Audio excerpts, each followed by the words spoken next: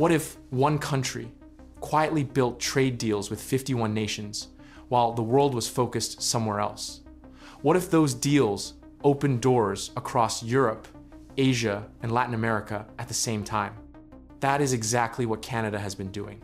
And now, a new defense deal with Poland is making people look much closer at Canada's global strategy. Some experts believe Canada is preparing for a future where its economy depends less on the United States and more on a worldwide network of partners. For decades, the United States was Canada's most important trading partner. The two countries built one of the closest economic relationships in the world. Every day, billions of dollars worth of products cross the border. Canadian oil, natural gas, food products, cars, and industrial goods flowed south, while American products moved north. This relationship helped both countries grow. Businesses on both sides benefited from easy access to customers and suppliers. Many industries became deeply connected. In some cases, products crossed the border several times before reaching consumers. But over the past several years, Canadian leaders have become increasingly concerned about relying too heavily on a single market. Trade disputes, tariffs, and political disagreements showed how quickly economic relationships can face challenges. As a result, Canada started looking for ways to diversify its economy. Instead of placing all its focus on one partner, Canada began expanding relationships across Europe, Asia, and other regions. The goal was simple: create more opportunities, attract more investment, and reduce economic risk by building connections with multiple markets around the world. Today, Canada has access to 51 countries through 15 free trade agreements. Together, these agreements provide access to approximately 1.5 billion consumers and a large share of the global economy. For a country with a population of about 40 million people, that access creates enormous opportunities. The latest proof of this strategy came during the G7 summit in France in June 2026. Around the same time, Montreal-based Marconi Technologies secured a contract to provide tactical military radios to Poland. While the contract itself was relatively small compared to larger defense deals, its importance went far beyond the dollar amount. The deal became one of the first visible examples of Canada benefiting from its growing defense relationship with the European Union. Through new security partnerships, Canadian companies are gaining access to opportunities inside Europe's expanding defense sector. This matters because Europe is currently investing heavily in military modernization. Governments across the continent are increasing defense spending and looking for trusted partners. Canada hopes its companies can become part of that effort. For Canadian businesses, this means new markets, new customers, and new sources of revenue. Instead of depending entirely on North American opportunities, companies can now compete for projects in Europe as well. Supporters of Prime Minister Mark Carney's strategy argue that this is exactly what diversification looks like. One deal alone may not transform the economy, but dozens of new deals across multiple industries can create significant long-term growth. Europe is becoming one of Canada's most important economic partners. Through agreements such as CETA, Canadian businesses have improved access to European markets. These agreements reduce barriers and make it easier for companies to sell products overseas. One example of growing cooperation can be seen in Sweden. The Swedish defense company Saab produces the Global Eye airborne surveillance aircraft. These advanced systems use Bombardier aircraft platforms built in Canada. That means Canadian aerospace technology plays an important role in a globally recognized defense product. Every aircraft sold creates opportunities for Canadian engineers, manufacturers, suppliers, and workers. Programs like Global Eye demonstrate how Canadian companies can participate in high-value international industries. They also show that Canada's influence extends far beyond raw materials and natural resources. Germany represents another major opportunity. Following major disruptions in global energy markets, Germany began searching for reliable and stable energy partners. Canada quickly emerged as a potential supplier. Germany and Canada strengthened cooperation in areas including natural gas, clean energy, and hydrogen development. These partnerships are designed to help Germany secure future energy supplies while creating export opportunities for Canadian producers. For Canada, the benefits are significant. Energy exports create jobs, generate revenue, and support investment across the country. Every new customer makes the economy more resilient. Canadian leaders believe energy diversification is just as important as trade diversification. The more markets Canadian producers can reach, the less vulnerable they become to disruptions in any single region. While Europe has become increasingly important, Canada's strategy also extends into Asia. India stands out as one of the fastest growing economies in the world. Its growing population and industrial expansion require enormous amounts of energy and resources. Canada has become an important supplier of uranium for India's nuclear energy sector. These exports help India meet growing energy demands while creating economic opportunities for Canadian companies. The relationship between Canada and India continues to evolve. Beyond energy, both countries have explored opportunities in technology, agriculture, education, and investment.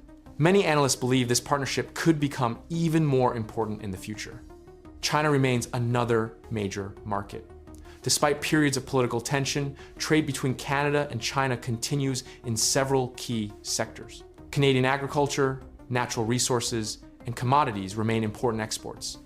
China's large population and manufacturing base create demand for products that Canada can supply. For Canadian businesses, maintaining access to this market provides another layer of economic security. Again, the goal is not to replace trade with the United States. The goal is to build multiple strong relationships at the same time. That way, if one market slows down, others can help support growth. Mexico also plays a growing role in Canada's strategy. The two countries already work together through regional trade agreements, but efforts to strengthen direct business connections continue expanding. Improved transportation networks, ports, and logistics systems help Canadian and Mexican companies trade more efficiently. These investments create new pathways for commerce and reduce dependence on specific routes. As global supply chains continue changing, direct connections become increasingly valuable. Countries that have multiple transportation options often enjoy greater flexibility during economic disruptions. Canada's trade strategy is built around this idea of flexibility. Rather than putting all economic activity into one channel, it creates many different channels. This approach helps businesses adapt to changing conditions. At the center of everything are Canada's 15 free trade agreements. These agreements cover countries across North America, Europe, Asia, and the Pacific region. Together, they provide Canadian companies with access to markets that many nations can only dream about. The Comprehensive Economic and Trade Agreement, known as CETA, strengthened Canada's access to Europe. The Comprehensive and Progressive Agreement for Trans-Pacific Partnership expanded opportunities across the Pacific region. USMCA maintained important North American connections. Each agreement serves a different purpose. Together, they form a global network designed to support Canadian businesses in many industries. Whether a company produces food, energy, technology, aircraft, or machinery, there are opportunities available. Supporters argue that diversification creates stability. If economic conditions weaken in one region, businesses can pursue opportunities elsewhere. This reduces risk and supports long-term growth. Critics sometimes point out that the United States remains Canada's largest trading partner by a wide margin. That observation is true. The American market remains critically important to Canada's economy. However, supporters respond that diversification does not require replacing the United States. Instead, it means reducing dependence by expanding alternatives. The objective is balance rather than separation. This approach reflects a broader global trend. Many countries are seeking greater economic resilience.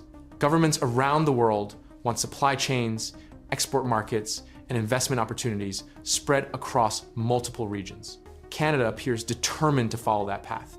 By strengthening ties with Europe, expanding partnerships in Asia, and maintaining relationships across North America, the country is building a more diversified economic foundation. The Poland defense contract symbolizes this larger strategy. On its own, it is a relatively modest deal, but as part of a broader trend, it demonstrates Canada's ability to compete in new markets and industries. The same can be said for energy cooperation with Germany, aerospace partnerships connected to Sweden, uranium exports to India, agricultural trade with China, and transportation links with Mexico. Each relationship contributes to a larger economic network. Taken together, these partnerships tell a clear story. Canada is not relying on a single customer, a single industry, or a single region. it is building connections across the world. For supporters, this strategy represents preparation for the future. Global markets are becoming more competitive, political relationships can change quickly, and economic shocks can appear without warning. Countries with diversified economies are often better positioned to respond to these challenges.